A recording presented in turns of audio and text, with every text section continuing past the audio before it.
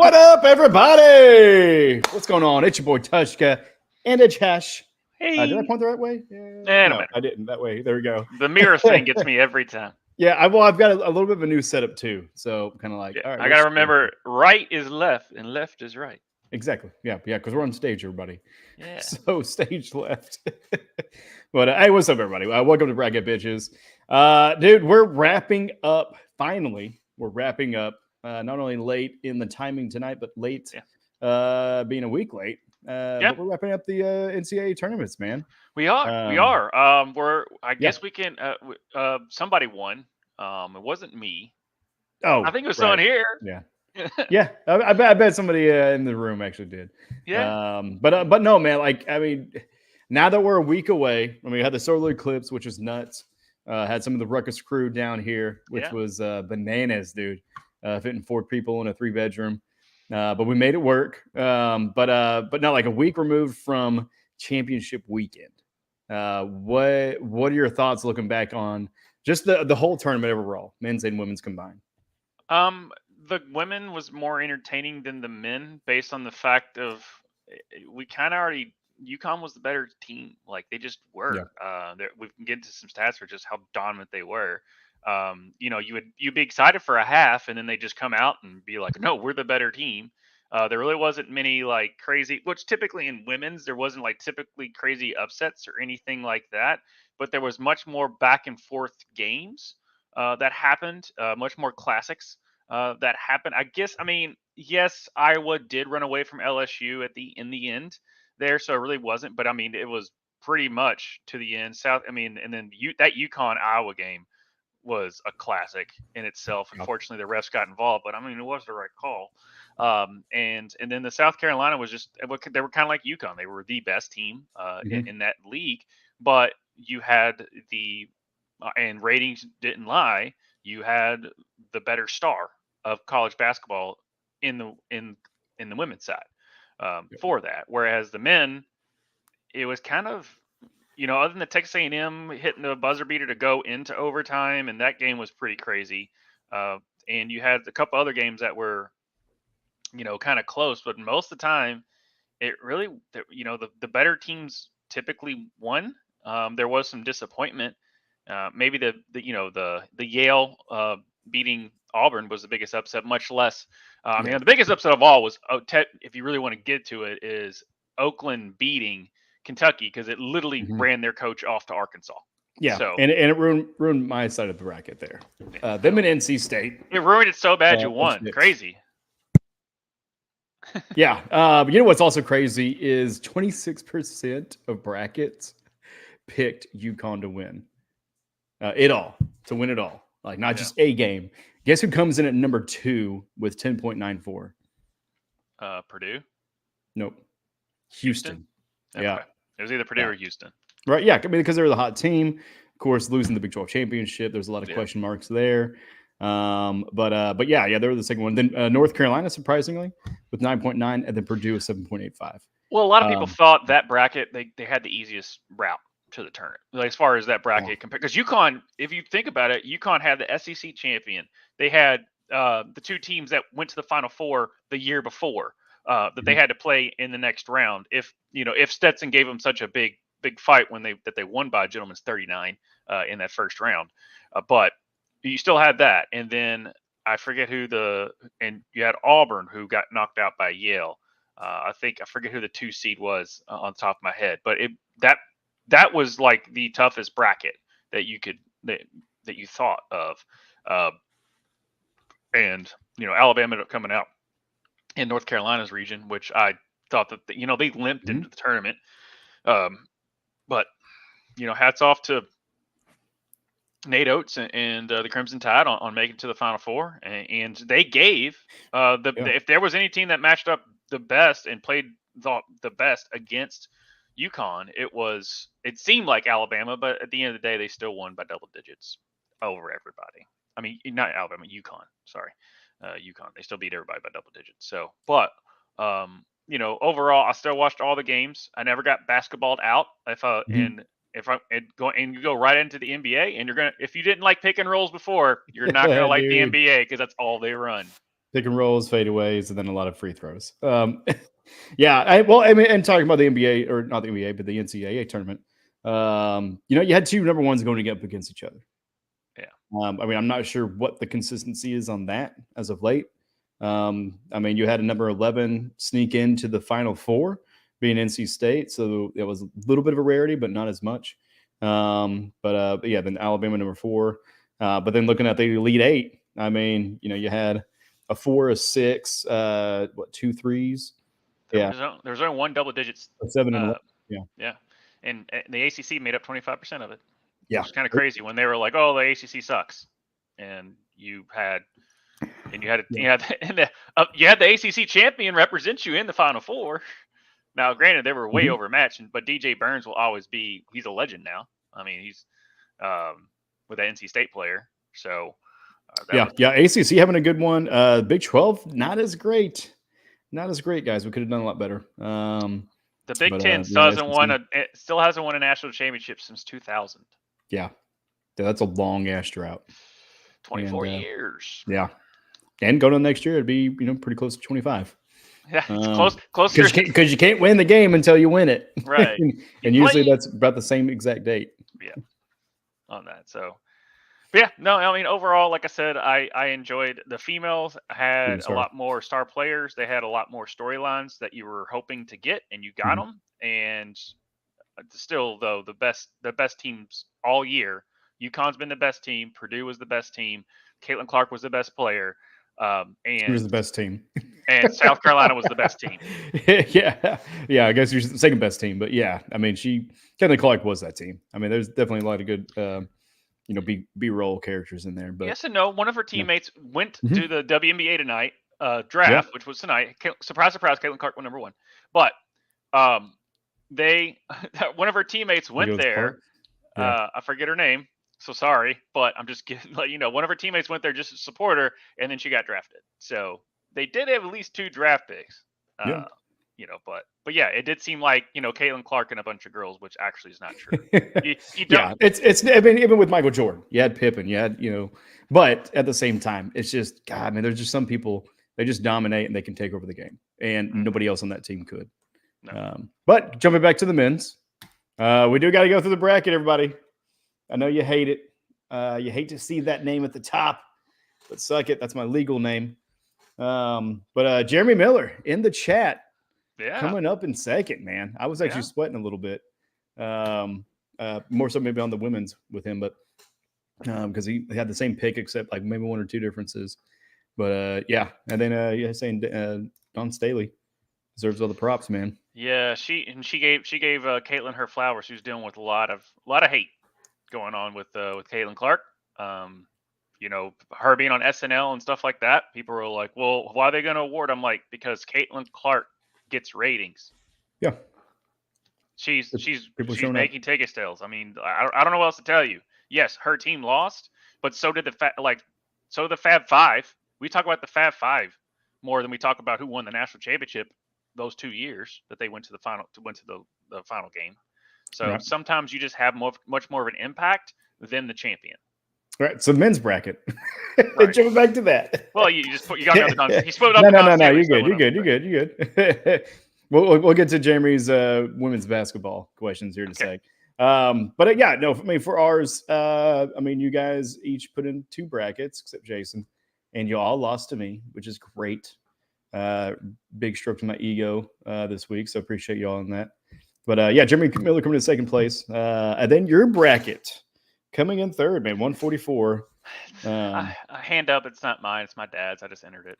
Oh my gosh, man! I was gonna give you an out, but you do it 2 weeks in a row. You rat yourself out, man. You can't do that, man. I know. I am an honest person who doesn't go back and say we changed the bracket to make. Oh, right. That's what you're doing. But you will use other people's bracket and say it's your own until it doesn't win. No, every time I say that's my dad's. It just happened to go up that way. Yeah. No, you're good, man. Pretty close race, coming to the end. Unfortunately, I think my West bracket just freaking dominated. Surprisingly, luckily everybody's South bracket got destroyed by NC State and was it Atlantic or no? Oakland. But yeah, bud, we got a graphic here for you. Want to run us through this one? Yep. Sure can. All right, so college basketball report on Twitter. They always make little cool they kind of break down of what kind of the year end. So obviously the best team was UConn. The offensive team was UConn. The best defensive team was Houston. The coach was Dan Hurley. No surprise there. Freshman was Reed Shepherd, who people are worshiping the ground that he walks on in Lexington. Don't ask me; they're crazy. Um, Dalton Connect. There you go. I got it out.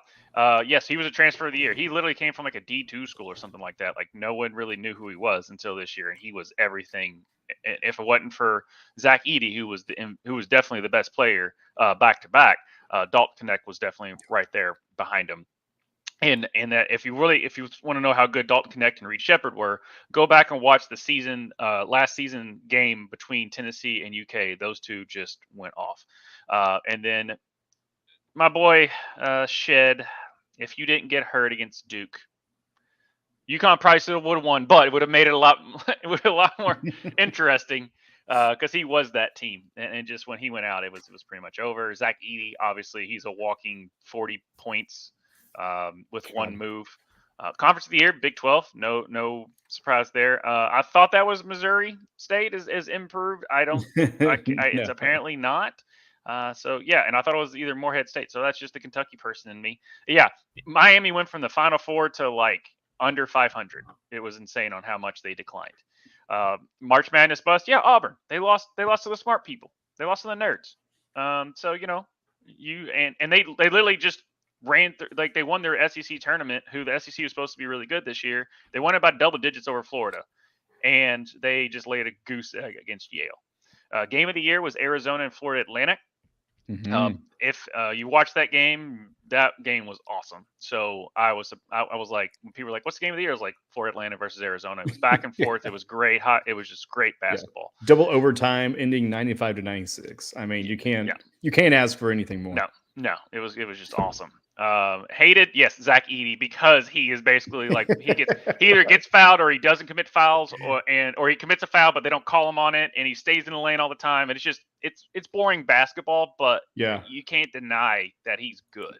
But that's big ball. I mean, also like they're dunking, profusely and such. I mean, like, Shaq. I mean, he dominated, but he also like knew how to kind of entertain and be kind of lively. But but also at the same time, he probably double the length of the game time, right? because of the heck of shit. Well, the difference is this guy actually can hit his free throws.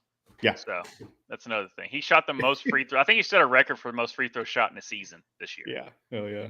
It was pretty crazy. Fan base was Iowa State, which odd. I mean, you could make the argument for a bunch, but I guess they just want to give it to, a team that's not Kentucky, Kansas, a blue blood or something like that. Well, upset Houston in Big 12 teams. Iowa State. Every time you turn on an Iowa State game, I mean, the Cyclones were making some noise. So, and then love, DJ Burns and the Kareem Abdul-Jabbar, as they call him, from Indiana State. They were, the Kareem Abdul-Jabbar kid from Indiana State was loved all year, and DJ Burns was cool, but people really fell in love with him during the NCAA tournament, just on his personality. He was smiling, he was always dancing, and he was really good. His passing was insane throughout the tournament. So, but yeah, that's kind of the year-end wrap-up according to College Basketball Report. Yeah, no, and I like it. Big 12 winning the conference of the year. Hell yeah. Mm-hmm. Let's go.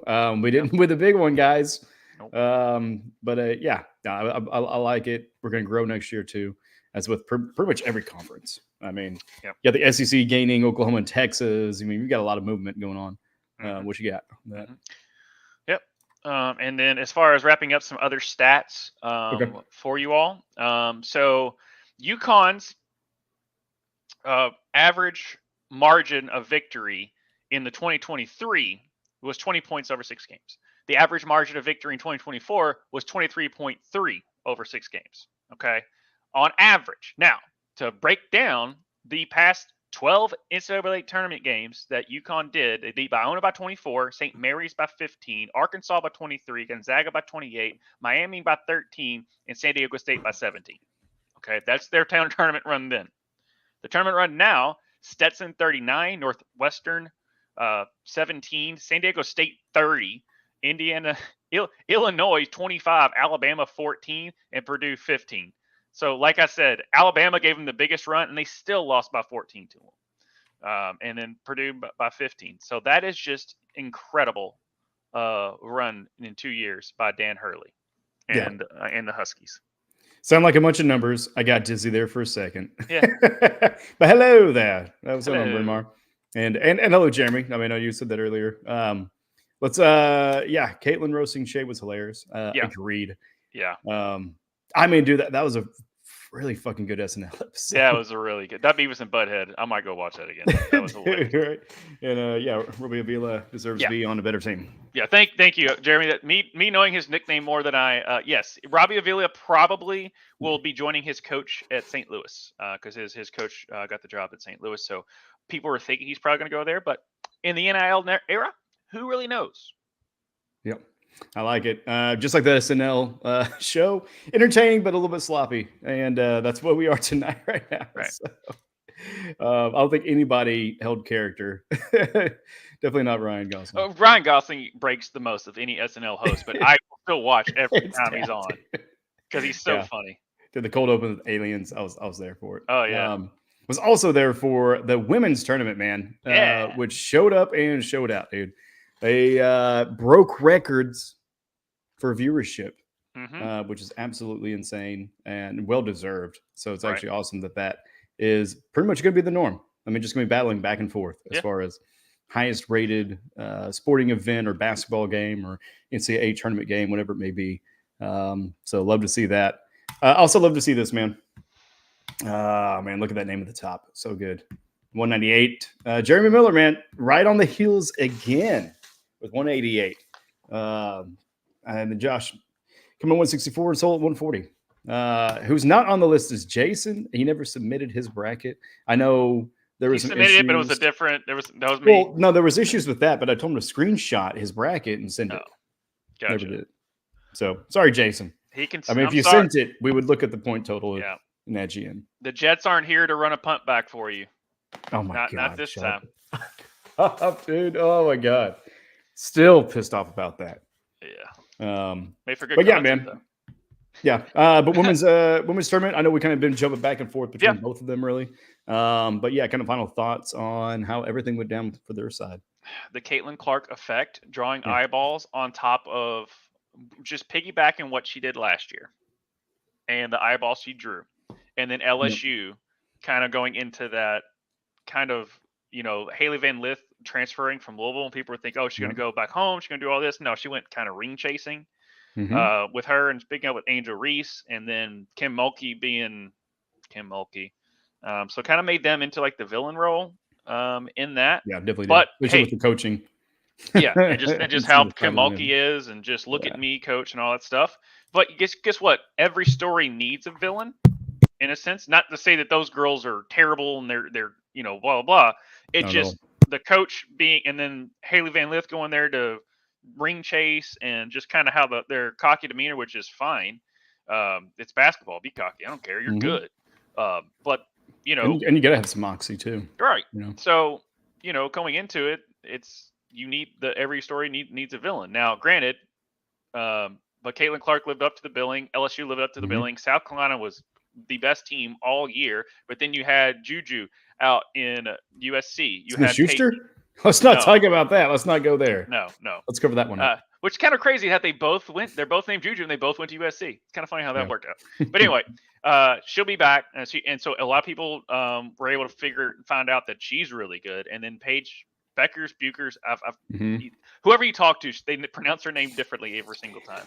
I'm going to say Buchers. But she, I mean, people still think. UConn. So good.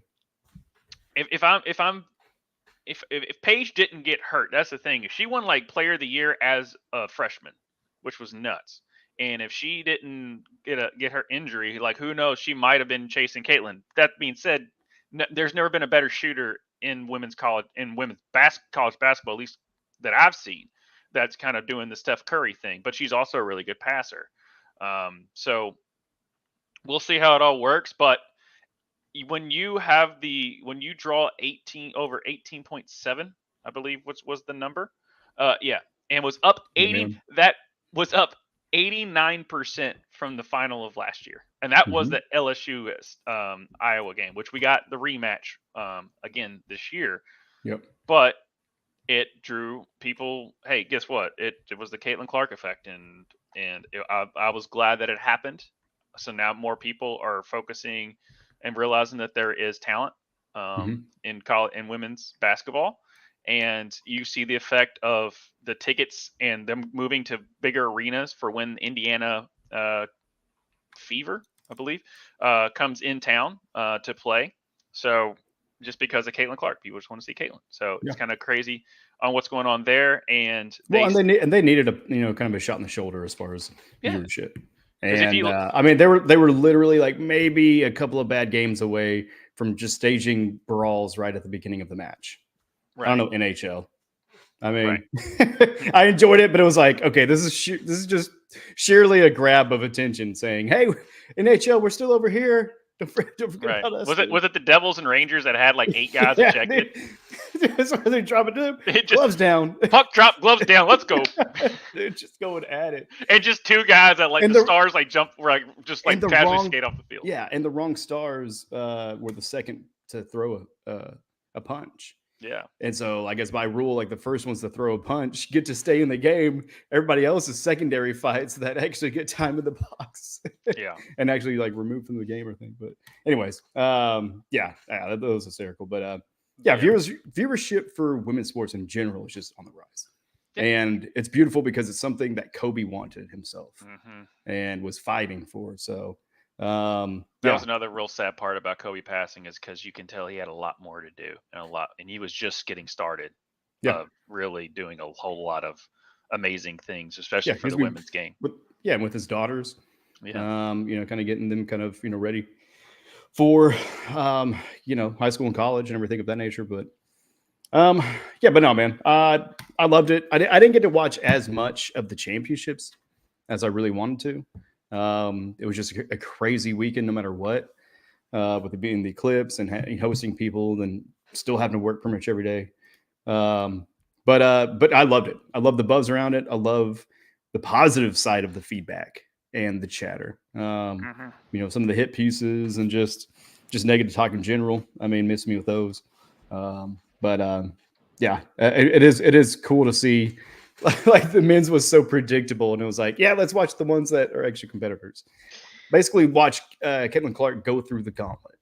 Yeah, and I'm sorry, that was a moving screen. Was it the worst time to ever call it? Yeah, but it was a moving screen of all moving screens. She stuck her elbow out. She was like pushing her knee, her knee out, doing the Thriller slab. I mean, it was because at first when you see it, it was from the waist up, so you really couldn't tell. But it kind of looked like her elbow, like she went like that with her elbow. And then you looked at the final slow mo of like her whole body, and you're like, yeah, she moved. Like that's a moving screen.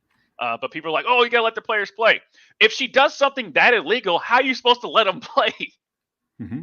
I'm sorry. And when there's blatant calls that need to be made, they need to be made. There's so many times where the blatant call isn't made because they want the players to finish it. Yeah. So that it's a double-edged sword when it comes to that situation where she clearly committed a violation and committed a foul, but because it was so late in the game and it was only like a 1-point game at that point, and it was and that's the type of stuff and why we're talking more about these final moments between the women where like. When the margin of victory for UConn was 23.5. So on that. So that's just Now you're getting my dogs all riled up. I mean, they're really big Caitlin Clark fans too, and they really thought that was a moving screen. Yeah, they really are, man. Yeah. Jerry Miller in the chat, 18 million viewers for the National Women's. Yep.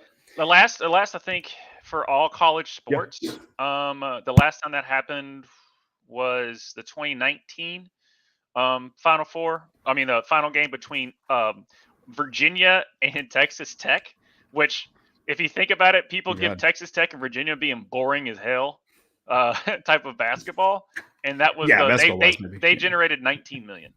But again, I still think that the women were going to outdraw, especially with Caitlin Clark in the final against that South Carolina team, and then her going from those 3-game stretches of the Iowa LSU game to Paige versus her with that and plus it's just UConn, and then that happening, and then you get South Carolina and her again in the rematch of the I think the LSU beat South Carolina last year, the year before. So, but anyway, you still got those back to back games, and at that point, the men were like, "UConn's the best. Why am I going to watch this?" And then they put it on at like 9:30 at night. It just those two are just when you don't have the best player and you have clearly the best team, and you're thinking, "Oh, can Caitlin finally do it?"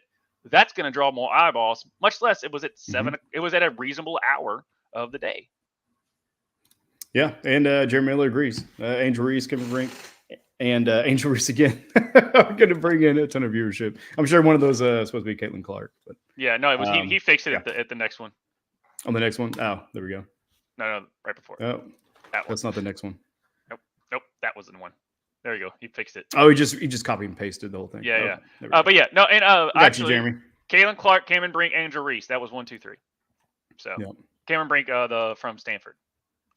So yeah, on that. But all right. Anything else before we move on to NBA, man? No. Congratulations, Tshka. Hang the banners, man. Hang the banners on the wall. Yeah, you know what? How do we do to get banners, man? Because that's actually cheap. Yeah, that's something that we can make ourselves. Yeah. Just get some banners. Just freaking hang them. Right. The back, like those the rafters, man. Have like a little ceremony. Just pull Nick right. But yeah, man. And hopefully, I mean, we're not really going to do a following of it as far as bracket pitches for the NBA tournament, but we may do like individual brackets or something, fill it out.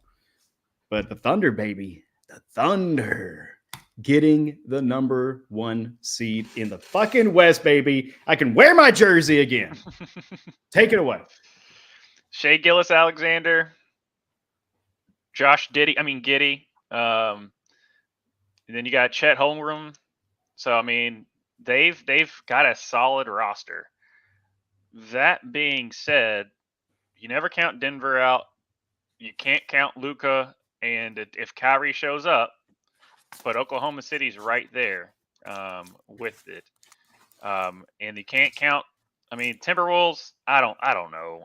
I've just never been a big Karl Anthony Towns, but Anthony Edwards is that dude. I think he's the next face of the NBA as far as American NBA players. I think Anthony Edwards is that good. As far as the next surge that you have there. And then switching over to the Eastern Conference, this is the Celtics' year. If they don't win it this year, then I don't know what to tell you. Yeah, they're definitely in winner bust territory. Yeah. And, I didn't accidentally. Sorry, I had to run and grab the jersey. So yeah, no, you're good. You're good. Yep. So, but yeah, and then the Bucks, Doc Rivers is going to screw that up. The Knicks could be all right. The Cavs. They might get passed around, but I don't see them. The Magic is legit. I really like their roster, and the Pacers are I think can make commotion. Now, granted, I know the play-in tournament games. We can talk about them. I mean, sometimes the Heat literally went 1 year from the play-in tournament to the finals. Jimmy. So you can't count out Jimmy buckets there. But I think it's literally if Boston doesn't get out of the Eastern Conference, much less win it this year. I'm intrigued more with the Western Conference, just because I feel like there's a lot of to me, Oklahoma City. I'm just interested to see how they handle being the quote unquote top dog. I'm really interested to see on how they handle it because I mean Shai Gilgeous-Alexander. I mean they're a very young team. I could have made a Josh Giddey joke there, but I'm not gonna do it. But I don't care about the Clippers. The Mavs can always, if Luka and Kyrie, can actually coexist, it could happen. But I see it being, to be the man, you got to beat the man, and Denver's still there. Mm-hmm. So that's maybe Denver's the man. Yeah. Yeah. So that's the only. If gun to my head, that's the team that I would worry about if I'm Oklahoma City. Is Denver. Yeah. Well, and you still have a ton of stars all over the place that will just love nothing more than just ruin somebody's dreams from Oklahoma. Right. And some of those people are probably used to play for us too. So, so fucking shit. But no, I mean, yeah, I'm excited for the Young Bucks as far as that are on the Thunder, but then also, I mean, all the rest of the teams too. It seems like there's a little bit of a changing of a guard, especially with LeBron getting closer to being out. But looks good. So those are standings. Here is what the bracket actually looks like. So Oklahoma getting the first seed, the Clippers with the 4th, Mavericks with the 5th, and then you got Minnesota Timberwolves with 3rd, playing the Phoenix Suns, and then you got the Denver Nuggets who would actually be playing. They're playing. When do they start the playing games? Because I feel like this is due to me tomorrow.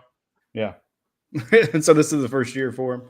No, they've been doing the playing games for a few 3 years. Okay. This is the 3rd year, third or 4th year. I just remember the 1 year, I think it was just one of those, LeBronisms where it comes out. It was like the playing games are dumb, and then he made the playoffs because of the playing game, and he was like, "Oh man, I give my heart out for this." I'm like, all right, like yeah, it's not too bad now. It's like on the court, LeBron's great. Sometimes when you put a microphone in his face, he says some things when his godfather is like, "Oh, LeBron," he's like, "I read it, man, it was awesome." He's like, "What quote did you like?" He goes, "They're all great." You didn't read it, did you, LeBron? Yeah, didn't know what the task was at hand. But also, I mean, on the play-in side, looks like you got the oh my god, holy crap, the Kings. Did they change their logo? No. Kings? Okay. No, but this is as far as the play-in matchups that I'm looking forward to. It's the Kings versus the Golden State, because the Golden State knocked the Kings out last year when they were really on a big high. And people were expecting the Kings to finally get over the hump against Golden State, and Golden State beat them. So I'm interested to see if it's just a revenge part of it, as far as the playing games. But no, they definitely updated their logo, bro, because that is not the one I remember. Oh no, they've updated it before. They haven't updated. I don't think they updated it like this year. Right? Yeah. No, I'm just saying, just looking at it because. Oh, in general, yes, they have updated. Yeah. But yeah, I mean, I think a lot of people are expecting probably the Lakers and the Golden State Warriors, right? I don't know. We'll see. Because I know I've seen some predictions already putting the Lakers in the 8th spot against Oklahoma City. But I don't know, that's favoritism. We'll see. I mean, they said that they were going to get it in gear, but I mean, I guess it's a late gear. Yeah. You're just shifting late. But yeah, that kind of explains it. So the winners, so the winner of the 7-8 games go right to face the number 2 seeds. Okay. And then the loser goes on to face the winner of the 9-10 game. And then that winner goes on to the 8 seed. So that's how the play-in tournament works. Yeah. Fun double elimination. Yeah. In a sense, basically, if you're a 7-8 seed, you don't have to. That's not a must-win game, whereas the 9-10 is. The 9-10, if you lose, you're out. Mm-hmm. Whereas the 7-8, if you lose, you have another shot, which would happen with the Heat, I think, last year. Yeah, and speaking of the Heat in the East, jumping over that side of the bracket, you got the Boston Celtics at 1. Got the Cleveland Cavaliers at 4, Orlando Magic at 5, Milwaukee Bucks are 3rd, Indiana Pacers are the 6th, New York Knicks are the 2nd, playing against the play-in, as well as the Celtics, either against the Bulls, Atlanta Hawks, Philadelphia 76ers, or the Miami Heat. I mean, do you think they can do it another year in a row? If anyone can, it's going to be. It just depends on how good Jimmy Buckets is this year. Yeah. He was pretty depressed that Damian Lillard did not go to the Heat this year, as you saw with his emo look. 76ers. His Prince haircut. Right. 76ers, Joel Embiid's hurt. I mean, it's just he's just not 100%. That's their issue. So, if the Heat can, if one coach is Eric Spoelstra and the other one is Ty Lue. I believe he's still at the 76ers. Coaches kind of jump around a lot, but I'm always a big fan of Eric Spoelstra, and much less Jimmy Buckets. I always like Jimmy Buckets' game. So I expect the Heat to win that. I expect the Bulls to. I don't know. It depends on how good your boy Trey is gonna shoot the ball for the Hawks. So I don't know. That's kind of a toss up for me, but I expect the Heat to win, at least in that situation. Yeah, I mean, I'd like you shouting out the Oklahoma boy. Yeah. I mean, and with NBA, I know we talked about it, kind of before the show, but really have not paid attention that much at all. Just basically seeing some of the weekly highlights from the Thunder. That's about it. But yeah, definitely gonna be diving in over the next couple of days, especially when we start seeing some of these teams play. Haven't seen a full game. I mean, it's freaking like playoff time, man. I mean, the beginning of the year, you got the NFL, and then it's just one after another. You know, I mean, throw football in the mix now. As far as soccer, that gets in there. Now you got UFL. I mean, I'm excited to at least watch the playoffs on that. Or if it's playoff hockey's going to start too. Playoff hockey. I mean, they started the brawl and basically, fired the shot. I'm saying, hey, look over here, motherfuckers. We got some shit going on. So we'll see. But there's so much content, man. So much fucking shit to watch. Right. But yeah, I'm excited to start watching the NBA.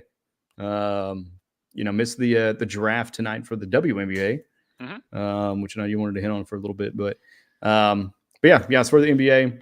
Let's go Thunder. And if you guys actually want to do a bracket, let us know in the Discord. All right. Yeah. So looking at everybody watching right there. And if you're not in the Discord, definitely join the Discord. Yeah, we have fun. We got the link below in the description. There we go. There you go. My content of information. I'm like, nope, that's not the right term, man. Hey, remember I blanked out the other time? Oh, dude, yeah. I'm pretty sure I'm just passed out. But yeah, no, what's not passing out is freaking sports, man. No. Definitely firing on all cylinders. You add the entertainment aspect with you guys at Ruckus Wrestling with the WWE. Good God, my YouTube is getting flooded with a lot of WWE shit from WrestleMania, and then you watch one thing and it's like just keeps dumping it. Oh, the algorithm. It's good content. It's good content. They are wrestling as you can ask Jeremy in the chat. Wrestling is in a really good spot that it hasn't been in quite some time. Is it peak? Is it like? I mean, peak. Like I wouldn't say peak. Or is it still got like a lot to improve? Or? Oh yeah, I mean, okay. But oh yeah, no. Okay, that's the comment of the night. Another sports OJ's killer finally got caught. Yeah, right.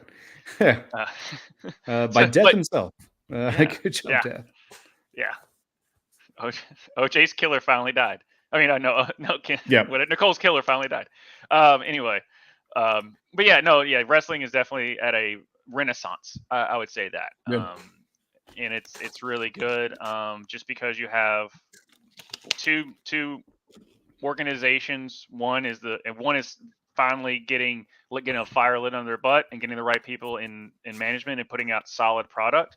The other one is the other one. Yeah, it's the hottest it's been since the Attitude Era. The other one is just and the other one has enough money behind it.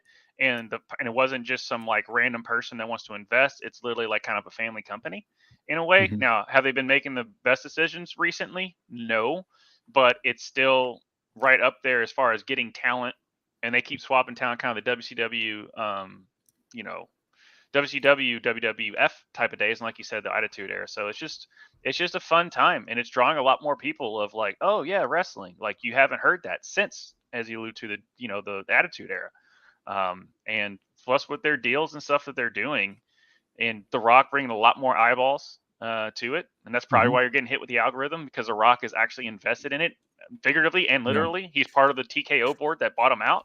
He made over $9 million in shares just of WrestleMania alone. The Rock is making moves to be in ownership in pretty much every sport. Yeah. So, yeah, came a long way from $7. Yeah.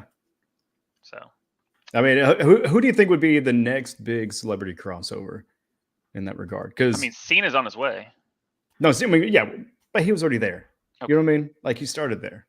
Okay. I'm saying like the Logan Pauls, the Pat McAfees. Oh, like right? going from celebrity Who's to the wrestler? next blonde white dude to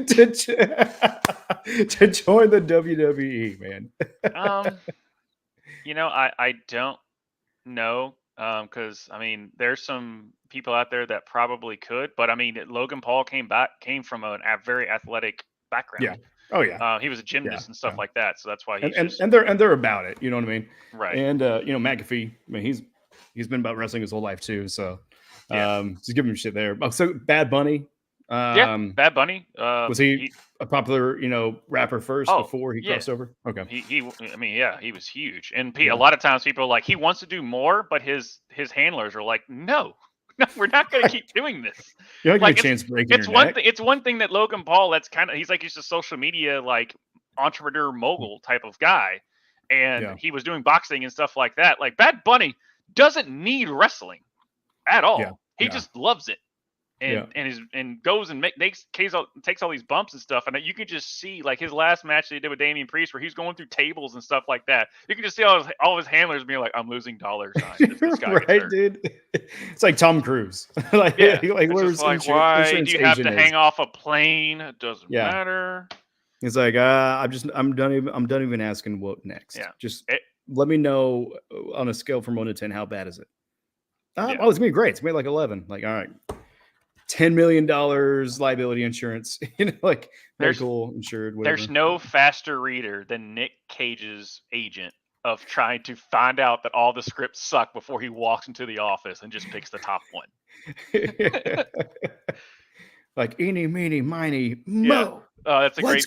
There's a great viral. There's a great video of some guy being his agent, and he's just like making up crap, and he's like, I made it up. And he was like, let's do it, and I'm like, all right, whatever, Nick. So yeah. Well, hey man, speaking of making up crap, dude, we got anything else to talk about? No, dude, that's it. That's it.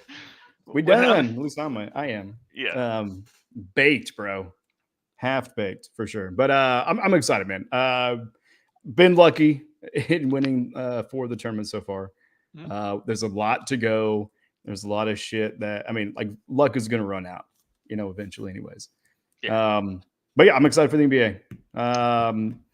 Be watching the games this week for sure, as far as some of the play-ins. Yep. And the next weekend, I guess we'll have to try to have like a deadline. I mean, are they going to play on Sunday as well? I don't know when the first actual game if it's like double elimination, they're playing. Well, they're just playing 2 games, right? So. Well, they're playing 4. 3, 4. Well, yeah, they're playing 1, 2, 3, 4, 5, 6. So they're playing 6 games within just total. Play-in. But I'm like each individual team. They don't have to play 2 games, or they're doing 3. It's double elimination. So basically, there will be 2 teams from each that go of the 4 teams to advance, and then only 7 and 8 get to play twice. So the winner of the 9-10 has to play another game.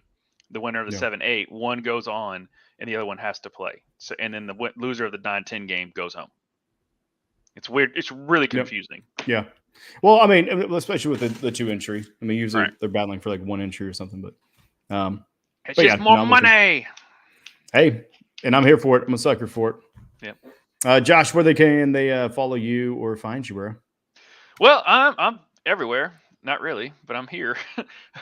At J yeah. I talk to the owner of the Sun. You talk to God?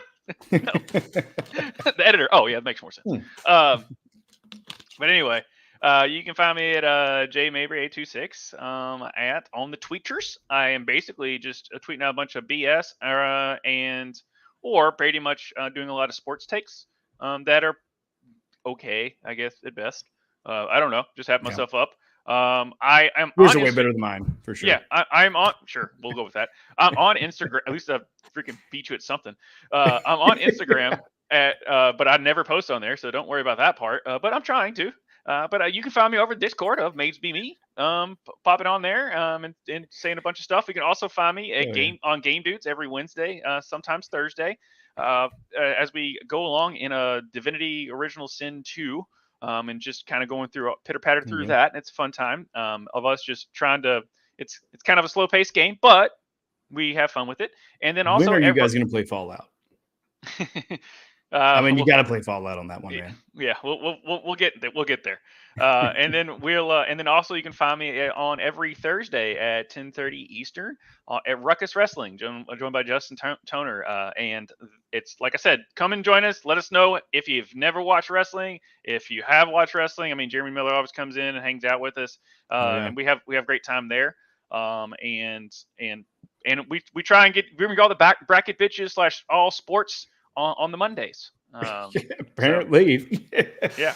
Because the brackets are not lacking, man. They are not lacking this year. We got brackets that have brackets. Yeah. Brackets on brackets on brackets. Yeah, that's a Drake song. It's bracket exception. Yeah, not with you though. But God dang it. We got so much content, so much to watch. Yeah. You guys keep following along and watch some of our other content too. We actually got quite a bit from the last year. Already past our annual birthday. We should have done something maybe to celebrate, or I don't know, just at least recognize. But hey, it happened. This happened. Yeah. But hey, we'll see you at the next one, and we'll let you know when it's happening. See you.